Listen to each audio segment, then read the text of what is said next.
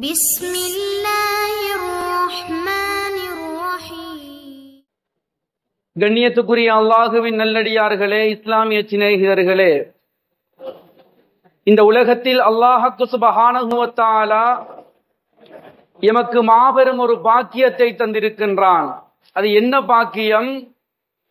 கண்மணியா முஹம்மது முஸ்தபா ஸல்லல்லாஹு அலைஹி வஸல்லம் அவர்களின் உம்மத்துக்களாக இந்த வையகத்தில் நாம் பிறந்திருக்கின்றோமே, அது ஆக பெரிய அல்லாஹ் நமக்கு தந்திருக்கின்ற பாக்கியங்களில் ஆக பெரிய ஒரு பாக்கியமாக இருந்து கொண்டிருக்கிறது. காரணம், நபி மூசா அலைஹிஸ்ஸலாத்து வஸ்ஸலாம் அவர்கள் அல்லாஹ்வுடைய சன்னிதானத்தில் ஒரு துஆ கேட்பார்கள். இறைவா, என்னை ஒரு நபியாக அனுப்பப்பட்டதை விடவும் நபி முஹம்மது ஸல்லல்லாஹு அலைஹி வஸல்லம் அவர்களின் சமுதாயத்தை சேர்ந்த சமூகத்திலே ஒரு சாதாரண மனிதராக என்னை நீ அனுப்பியிருந்தால் அது எனக்கு மிகவும் ஏற்றமாக இருக்கும் என்று நபி மூசா அலைஹிஸ்ஸலாத்து வஸ்ஸலாம் அவர்கள் துஆ கேட்பார்கள் என்றால், அந்த அளவுக்கு சிறப்புகள் பொருந்திய ஸல்லல்லாஹு அலைஹி வஸல்லம் அவர்களின் உம்மத்தினர்களாக நாம் எல்லாம் பிறந்திருக்கின்றோம். எவ்வளவு பெரிய பாக்கியம்! கண்ணியத்துக்குரிய அல்லாஹுவின் நல்லடியார்களே, இஸ்லாமிய சிநேகிதர்களே, நபிகள் நாயகம் ஸல்லல்லாஹு அலைஹி வஸல்லம் அவர்களுக்கு அல்லாஹ் கொடுத்திருக்கின்ற மகத்துவம், மரியாதை இருக்கிறதே, இந்த மகத்துவத்தை, மரியாதையை ஒரு மனித அறிவினால் சிந்தித்து முடிக்க முடியாத அளவு பெருமானார் ஸல்லல்லாஹு அலைஹி வஸல்லம் அவர்களுக்கு அல்லாஹ் பல அற்புதங்களை, கண்ணியத்தை கொடுத்திருக்கிறான். பெருமானார் ஸல்லல்லாஹு அலைஹி வஸல்லம் அவர்களை பற்றி எந்த ஒரு மனிதனுக்கும் சிந்திக்க முடியாது, சிந்தித்து முடிக்க முடியாது.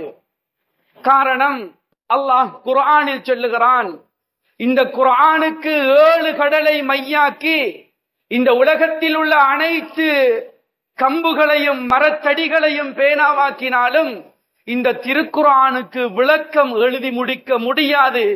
அந்த கடல் அலைகள் தீர்ந்துவிடும், அந்த குச்சிக்கள் பேனாக்கள் எல்லாம் முடிந்துவிடும். ஆனால் பெருமானார் ஸல்லல்லாஹு அலைஹி வஸல்லம் குர்ஆனுடைய அந்த சிறப்பு இருந்து கொண்டே இருக்கும் என்று அல்லாஹ் சொல்லுகிறான். அந்த குர்ஆனிலே சொல்லப்பட்டவர்கள் தான் பெருமானார் ஸல்லல்லாஹு அலைஹி வஸல்லம். எனவே குர்ஆனிலே பல இடங்களில் அந்த ஸல்லல்லாஹு அலைஹி வஸல்லம் மன்னவர்களின் பொன்னெழுத்துக்கள் பொறிக்கப்பட்டு இருப்பதால் 7 கடலை மையாக்கி உலகத்தில் உள்ள அனைத்தையும் பேனாவாக்கினாலும் பெருமானார் ஸல்லல்லாஹு அலைஹி வஸல்லம் அவர்களின் புகழ்களை மற்றிட முடியாத அளவு அல்லாஹ் உயர்த்தி வைத்திருக்கிறான். கண்ணியத்துக்குரியவர்களே, ஒரு தடவை நபிகள் நாயகம் ஸல்லல்லாஹு அலைஹி வஸல்லம் அவர்கள் மஸ்ஜிது நபவியிலே அமர்ந்து கொண்டிருக்கிறார்கள். சூரியன் மறைகின்ற நேரம், மாலை பொழுது. அங்கே அபூதர் அல் கிஃபாரி ரலியல்லாஹு அன்ஹு அவர்களும் ஸல்லல்லாஹு அலைஹி வஸல்லம் அவர்களோடு இருக்கிறார்கள். அபூதர் அல் கிஃபாரி ரலியல்லாஹு அன்ஹு அவர்களை அழைத்து ஸல்லல்லாஹு அலைஹி வஸல்லம் கேட்கிறார்கள், ஓ அபூதர் அவர்களே, மாலை பொழுது, சூரியன் மறைகிறது, மறைகின்ற இந்த சூரியன் எங்கே மறைகிறது என்று உங்களுக்கு தெரியுமா என்று ஸல்லல்லாஹு அலைஹி வஸல்லம் அவர்கள் ஒரு கேள்வி கேட்கிறார்கள். பொதுவாக சஹாபாக்களிடத்தில் ஒரு கேள்வியை கேட்டால் வளமையான ஒரு பதில் இருக்கும். அந்த சஹாபாக்களிடத்தில் எப்படி? அல்லாஹு வ ரசூலுஹு அஅலம், அல்லாஹு வ ரசூலுஹு அஅலமு, யா அல்லாஹ், அல்லாஹும் அவனது ரசூல் ஸல்லல்லாஹு அலைஹி வஸல்லம் அவர்களாகிய நீங்களும் தான் அறிவீர்கள். மறைகின்ற அந்த சூரியன் எங்கே மறைகிறது என்பதை நாயகமே தாங்கள் தான் அறிந்திருக்கிறீர்கள், எங்களுக்கு தெரியாது, எனக்கு தெரியாது யா ரசூலல்லாஹ் என்று சொல்லுகிறார்கள். இந்த இடத்தில் கவனிக்கப்பட வேண்டிய ஒரு விடயம், அதாவது அல்லாஹ்வும் ரசூலும் அறிவார்கள் என்று இரண்டாக அங்கே சொல்லவில்லை அந்த சஹாபாக்கள். அல்லாஹு வ ரசூலுஹு அஅலமானி என்று அவர்கள் சொல்லவில்லை, மாறாக அல்லாஹு வ ரசூலுஹு அஅலமு என்று வஹதானாக சொல்லுகிறார்கள், தஸ்னியாவாக சொல்லவில்லை.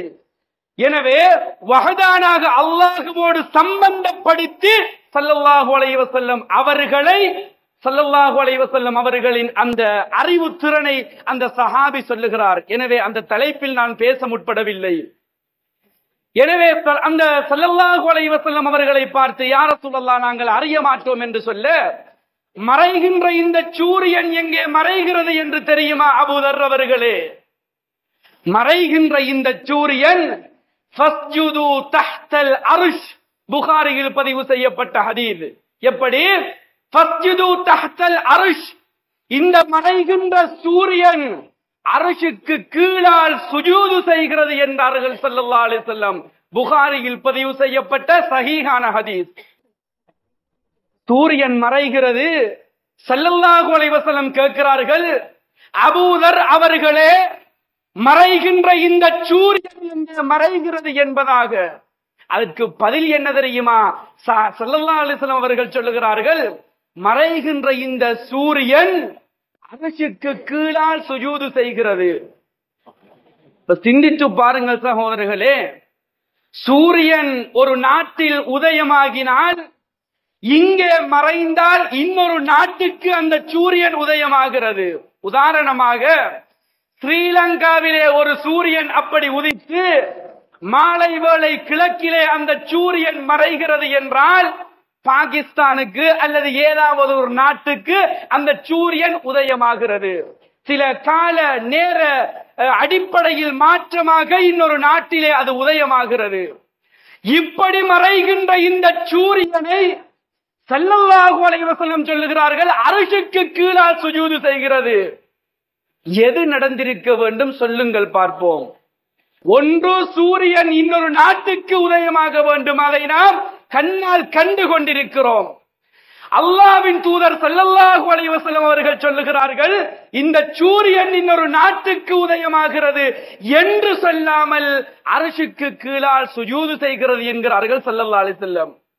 நாயகம் பொய் சொல்லுவார்களா என்றால் ஸல்லல்லாஹு அலைஹி வஸல்லம் பொய் சொல்ல மாட்டாங்க. அப்ப இன்னொரு நாட்டுக்கு உதயமாகுவது பொய்யான இன்னொரு நாட்டுக்கு உதயமாகிறது. நாம் அதை கண்ணால் கண்டு கொண்டிருக்கிறோம். எனவே எத்தனை சூரியன் உலகத்தில் இருக்கிறது? அல்லாஹ் எத்தனை சூரியனை படைச்சிருக்கான்? ஒரே ஒரு சூரியனை படைத்திருக்கான். இந்த ஒரு சூரியனை நாயகம் சொல்லுகிறார்கள் அர்ஷுக்கு கீழால் சுஜூது செய்கிறது என்று. ஆனால் நாம் பார்க்கின்றோம் இன்னொரு நாட்டுக்கு உதயமாகிறது. இந்த சூரியனின் தீர்மானம் என்ன? இந்த சூரியன் ஸல்லல்லாஹு அலைஹி வஸல்லம் அவர்கள் சொன்னது சரியா அல்லது நாம் கண்டது பிழையா? நாம் கண்டதும் சரி. ஸல்லல்லாஹு அலைஹி வஸல்லம் அவர்கள் தீர்க்க தரிசனமானவர்கள், பொய் சொல்ல மாட்டார்கள். எனவே ஸல்லல்லாஹு அலைஹி வஸல்லம் அவர்கள் சொல்லுகிறார்கள் அர்ஷுக்கு கீழால் சுஜூது செய்கிறது என்றால் அர்ஷுக்கு கீழால் நிச்சயம் சுஜூது செய்கிறது சூரியன். இன்னொரு நாட்டுக்கு உதயமாகிறது என்றால் நிச்சயம் இன்னொரு நாட்டுக்கு உதயமாகிறது. அந்த சூரியனை சிந்திக்கக்கூடிய அறிவு ஆற்றல் தகமை நம்முடைய அறிவுக்கு எட்டாது.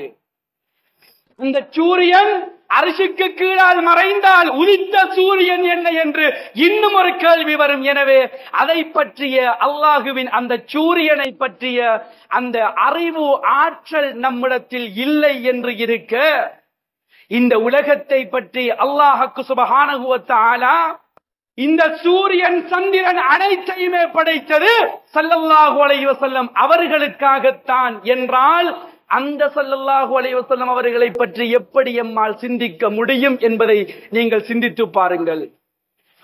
அல்லாஹ்வுக்கு சுப்ஹானஹு வ தஆலா கண்மணி நாயகம் ஸல்லல்லாஹு அலைஹி வஸல்லம் அவர்களுக்காகத்தான் அகில உலகத்தையும் படைத்தான் என்று ஹதீஸ் குதுஸில் நமக்கு சொல்லிக் கொண்டிருக்கிறது.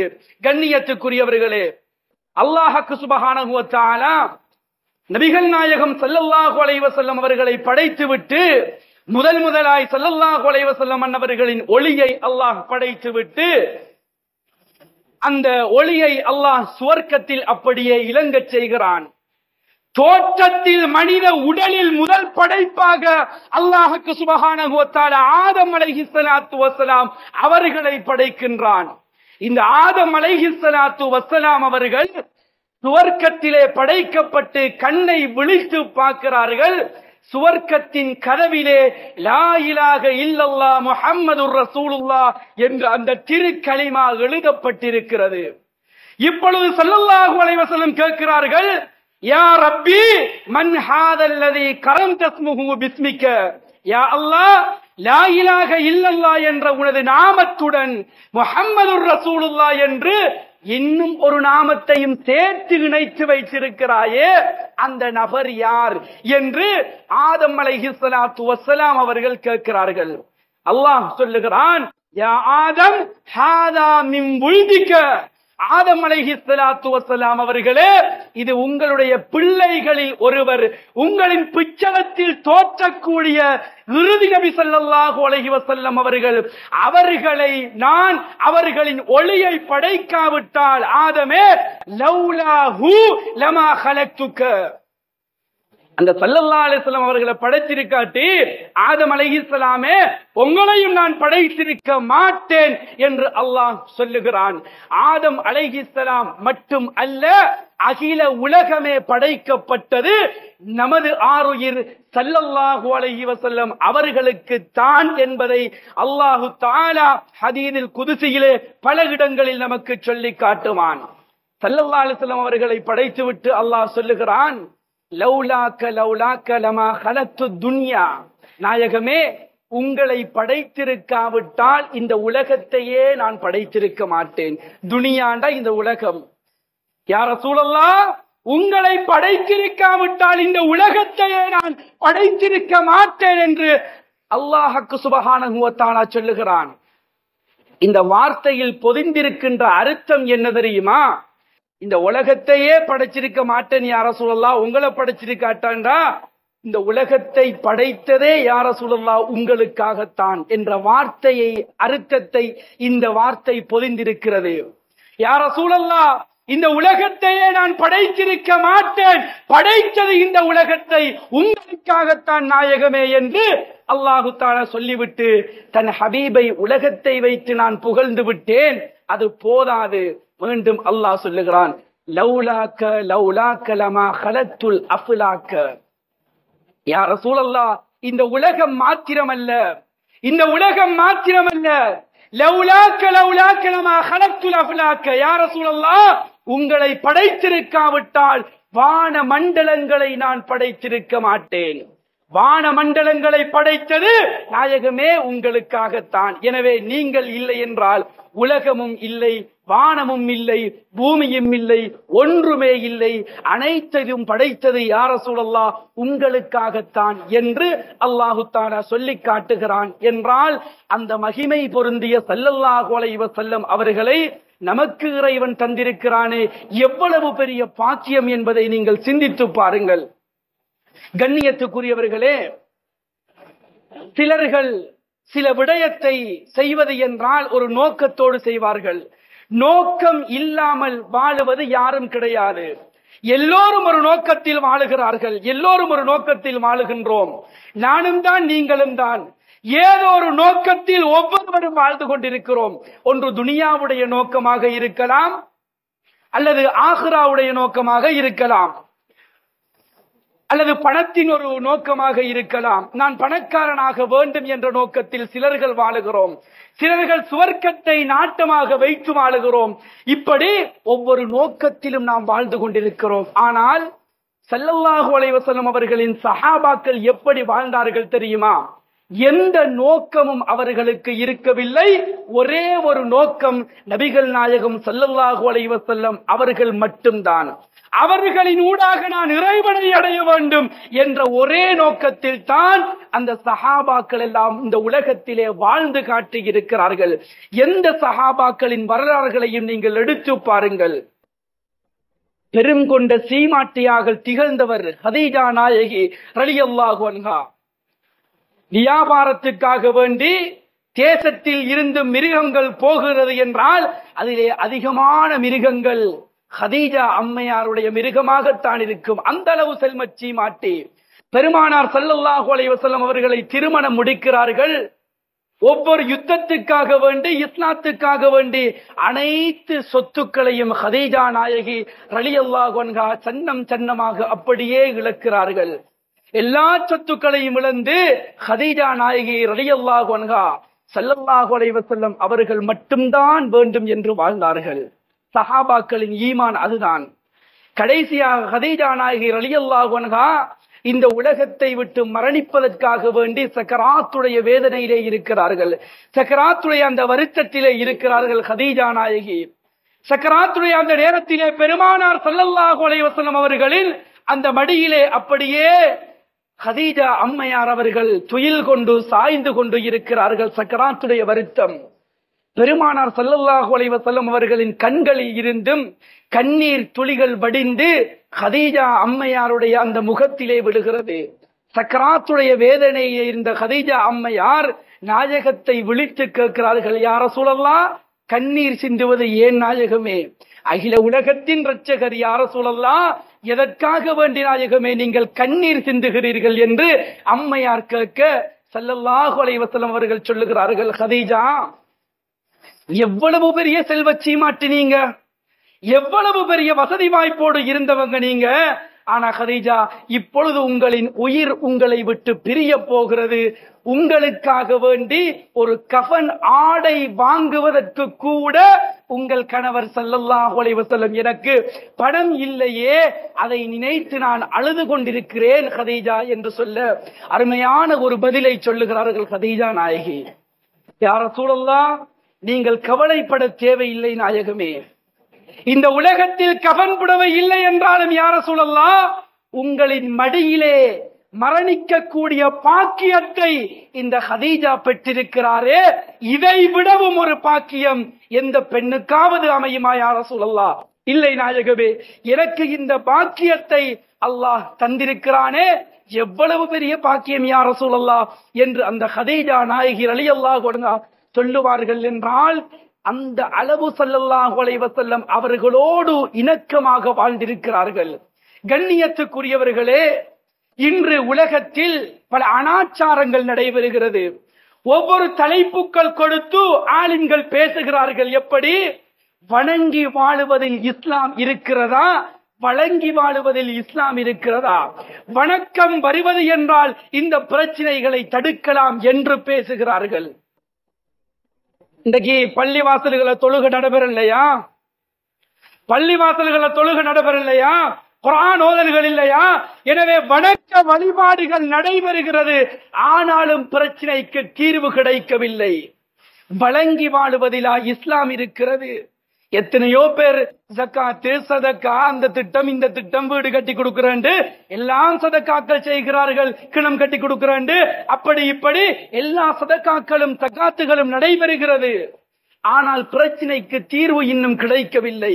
அப்படி என்றால் இதற்கு தீர்வு என்ன என்று ஒரு கேள்வி வந்தால் நாம் சொல்லுவோம், எதிலும் பிரச்சனைக்கு தீர்வு கிடையாது.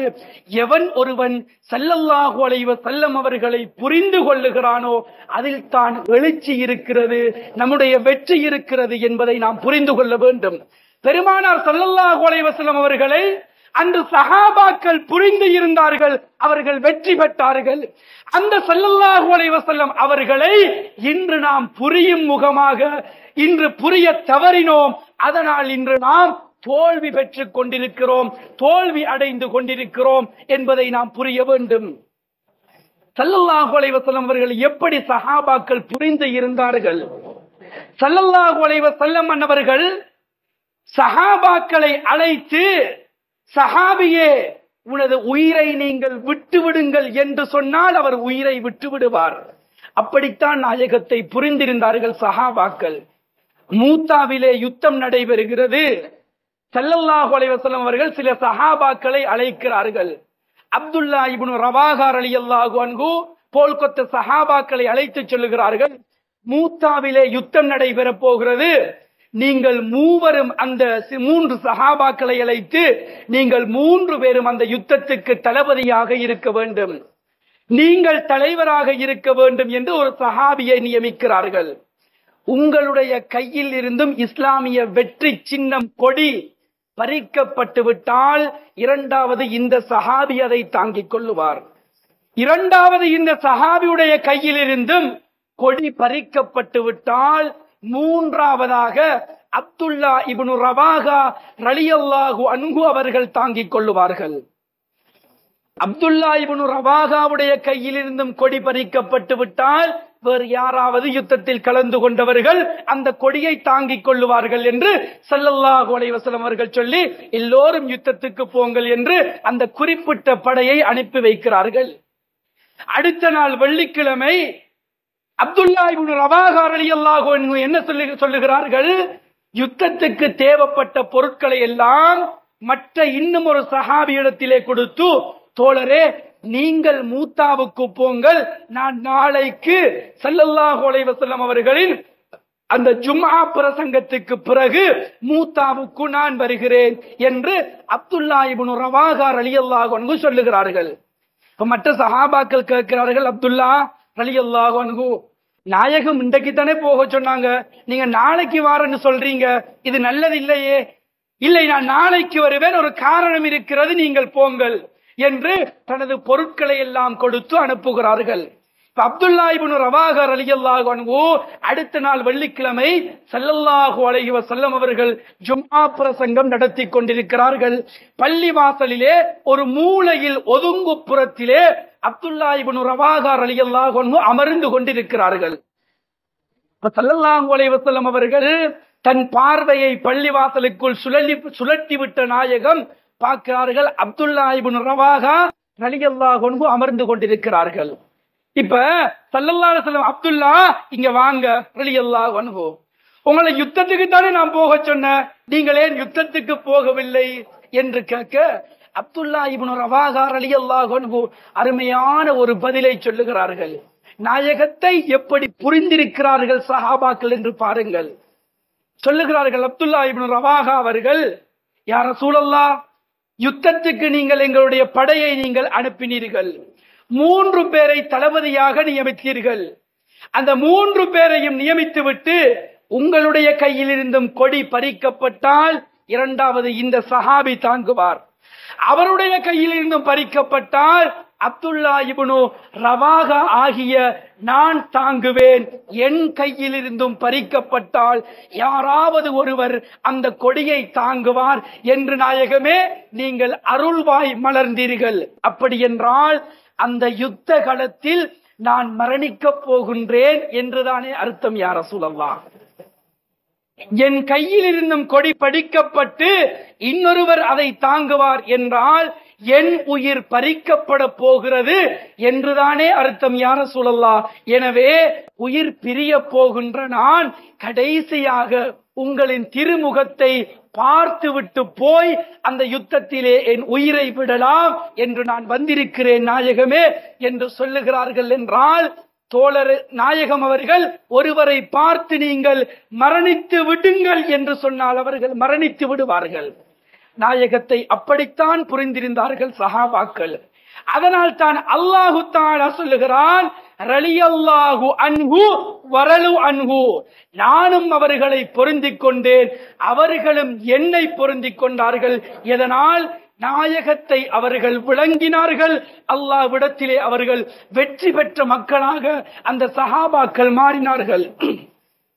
எனவே கண்ணியத்துக்குரியவர்களே, அந்த சஹாபாக்களை நாம் விளங்கிக் கொள்ளுவதிலும் அந்த சஹாபாக்களை புரிந்து கொள்ளுவதிலும் தான் நமக்கு வெற்றி இருக்கிறது என்பதை நாம் புரிந்து கொள்ள வேண்டும்.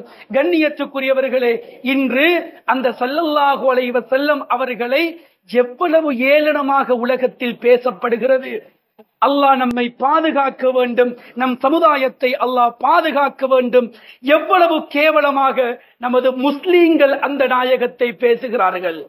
சில நாட்களுக்கு முன்னால் நான் கேள்விப்பட்டேன், ஒருவர் பேசுகிறார், ஸல்லல்லாஹு அலைஹி வஸல்லம் அவர்கள் கூட எனக்கு சொல்லுவதற்கு கூட வாய் வரவில்லை. எப்படி? ஸல்லல்லாஹு அலைஹி வஸல்லம் அவர்கள் கூட அந்நிய பெண்ணுடைய மடியிலே தலை வைத்து படுத்திருக்கிறார்கள் என்பதாக. அல்லாஹ் பாதுகாக்க வேண்டும். யூடியூப்ல எல்லாம் இந்த பயான்கள் போடப்பட்டிருக்கிறது. அந்நிய பெண், ஒரு அந்நிய பெண்ணுடைய மடியிலே ஸல்லல்லாஹு அலைஹி வஸல்லம் அவர்கள் படுத்துக் கொண்டு இருந்தார்கள் என்று நாவு கூசாமல் இன்று நம்முடைய சமுதாயம் அந்த ஸல்லல்லாஹு அலைஹி வஸல்லம் அவர்களை பற்றி தரங்கட்ட முறையிலே இன்று பேசிக் கொண்டிருக்கிறது. அல்லாஹ் இந்த சமுதாயத்தை பாதுகாக்க வேண்டும். சகோதரர்களே, ஸல்லல்லாஹு அலைஹி வஸல்லம் அவர்களை ஏளனமாய் பேசுகின்ற அனைவர்களுடைய மரணங்களும் உருமாற்றப்பட்டும் ஈமான் பிடுங்கப்பட்ட நிலைமையிலும் தான் மரணித்திருக்கிறார்கள் என்று நமக்கு பல வரலாறுகள் சொல்லிக் கொண்டிருக்கிறது. ஸல்லல்லாஹு அலைஹி வஸல்லம் அவர்கள் இந்த உலகத்திலே எதற்காக வேண்டி வந்தார்களோ அந்த நோக்கத்தை கூட இன்று விமர்சித்து பேசக்கூடிய அளவு நம்முடைய இஸ்லாமியர்கள் இன்று ஆகிவிட்டதுதான் நம்முடைய கவலையாக இருக்கிறது. ஸல்லல்லாஹு அலைஹி வஸல்லம் அவர்களை எப்படி பேசுகிறார்கள்? ஒரு தடவை ஸல்லல்லாஹு அலைஹி வஸல்லம் அவர்கள் கூட ஷிர்க் செய்திருக்கிறார்கள் என்று நம்முடைய சமுதாயத்தை சார்ந்த லா இலாஹ இல்லல்லாஹ் முஹம்மதுர் ரசூலுல்லாஹ் என்ற கலிமாவை சொன்னவர்கள் இன்று பேசிக் கொண்டிருக்கிறார்கள். நாயகம் இந்த உலகத்துக்கு வந்த நோக்கமே என்ன? ஷிர்க்கை அழித்து ஏகத்துவ தௌஹீதை நிலைநாட்டுவதற்காய் ஸல்லல்லாஹு அலைஹி வஸல்லம் அவர்கள் வந்தார்கள். இந்த ஏகத்துவத்தை நிலைநாட்ட வந்த ஸல்லல்லாஹு அலைஹி வஸல்லம் அவர்களை கூட இன்னக்கும் துஷ்ரிகூன யா முஹம்மத் என்று ஒரு யகூதி சொன்னானாம். ஸல்லல்லாஹு அலைஹி வஸல்லம் அவர்கள் திருந்திக் கொண்டார்களாம். அப்ப யகூதியத்தன் திருத்திர லெவல்ல தானா நாயகத்திட ஈமான் இருந்துச்சு. எவ்வளவு கேவலமாக, எவ்வளவு அப்பட்டமாக நமது சமுதாயத்தை சார்ந்த மனிதர்கள் இன்று நடந்து கொண்டிருக்கிறார்கள். அல்லாஹ் பாதுகாக்க வேண்டும். சகோதரர்களே, ஸல்லல்லாஹு அலைஹி வஸல்லம் அவர்களை சஹாபாக்கள் எப்படி பார்த்திருக்கிறார்கள்? சஹாபாக்கள் அந்த நாயகத்துக்கு முன்னால் எப்படி நடந்திருக்கிறார்கள்? வரலாறுகளை புரட்டி பாருங்கள். ஹஸ்ஸான் இப்னு சாபித் ரலியல்லாஹு அன்ஹு நாயகத்தை பார்த்து சொல்லுவார்கள், யா ரசூலல்லாஹ் வ அஜ்மல மின்க லம் தரகத்து ஐனி. நாயகமே, யா ரசூலல்லாஹ், உங்களை போல ஒரு அழகான படைப்பு இந்த உலகத்தில நான் கண்டதே இல்லை யா ரசூலல்லாஹ். வ அஹ்ஸன மின்க லம் தலிதுன் நிசாஉ. யா ரசூலல்லாஹ், உங்களை போன்று ஒரு சுந்தர வடிவான குழந்தையை இந்த உலகத்தில் எந்த தாயும் எந்த பெண்ணும் பெற்றெடுக்கவில்லை நாயகமே. குலிக்த முபர்ரஅன் மின் குல்லி ஐபின். யா ரசூலல்லாஹ், அனைத்து குறைகளை விட்டும் பரிசுத்தப்படுத்தவர்களாக யா ரசூலல்லாஹ் நீங்கள் இருந்து கொண்டிருக்கிறீர்கள். கஅன்னக கது குலிக்த கமா தஷாஉ. நாயகமே, நீங்கள் படைக்கப்பட்டிருக்கின்ற அழகு என்ன? நீங்கள் படைக்கப்பட்டிருக்கின்ற அந்த சுந்தர வடிவு என்ன? இதையெல்லாம் பார்க்கின்ற பொழுது யா ரசூலல்லாஹ் கஅன்னக கது குலிக்த கமா தஷாஉ. யா ரசூலல்லாஹ், நீங்களே அப்படி உருவாகி வந்த மாதிரி இருக்கு நாயகமே. யா ரசூலல்லாஹ், படைக்கப்பட்டால் தான் ஒரு குறை இருக்கும். ஆனால் நீங்கள் உங்களை பார்க்கிற பொழுது நீங்களே அப்படி உருவாகி வந்த மாதிரி இருக்கு யா ரசூலல்லாஹ். அந்த அளவு பரிசுத்தமானவர்கள் நீங்கள் என்று இந்த ஹஸ்ஸான் இப்னு சாபித் நாயகம் அவர்கள் சொல்லுகிறார்கள் என்றால், இந்த ஸல்லல்லாஹு அலைஹி வஸல்லம் அவர்களை இன்று உலகம் எப்படி மதிக்கிறது என்பதை நீங்கள் பாருங்கள். எனவே கண்ணியத்துக்குரியவர்களே, இந்த ஸல்லல்லாஹு அலைஹி வஸல்லம் அவர்களை அல்லாஹ் எந்த அளவு மகிமைப்படுத்தி இருக்கிறான் என்றால், நாயகம் ஷிர்க் செஞ்சா ஒருவன் இஸ்லாத்துக்கு வாரதா இருந்தா என்ன செய்யணும்?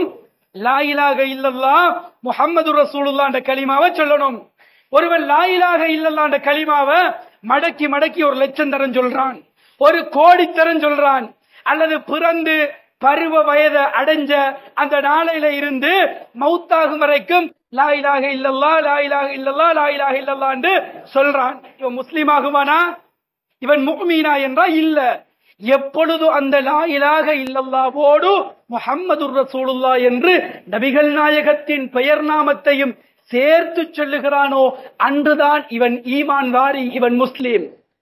அந்த நாயகமே ஷிர்க் செஞ்சிருக்காங்கடா, அப்ப லா இலாஹ இல்லல்லாஹ் முஹம்மது ரசூலுல்லாஹ்னு சொன்ன நாமலும் குஃப்ரியத்தா, சொன்னவனும் குஃப்ரியத்தா? எனவே கண்ணியத்துக்குரியவர்களே, நாம் யோசனையாக பேச வேண்டும். நபிகள் நாயகத்தின் விடயத்தில் மிகவும் எச்சரிக்கையாக இருக்க வேண்டும்.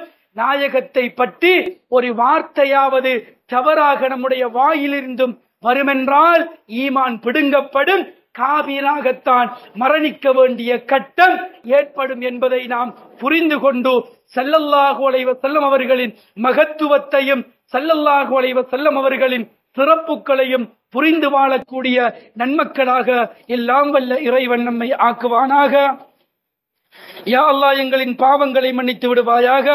யா அல்லாஹ் கண்மணியாம் ஸல்லல்லாஹு அலைஹி வஸல்லம் அவர்களை புரிந்து வாழக்கூடிய நன்மக்களாக எங்களை ஆக்கி விடுவாயாக. அந்த ஸல்லல்லாஹு அலைஹி வஸல்லம் அவர்களை எப்படி சஹாபாக்கள் புரிந்திருந்தார்களோ அதன்படி வாழ்ந்து மரணிக்க யா அல்லாஹ் எங்களுக்கு நீ கிருபை செய்வாயாக.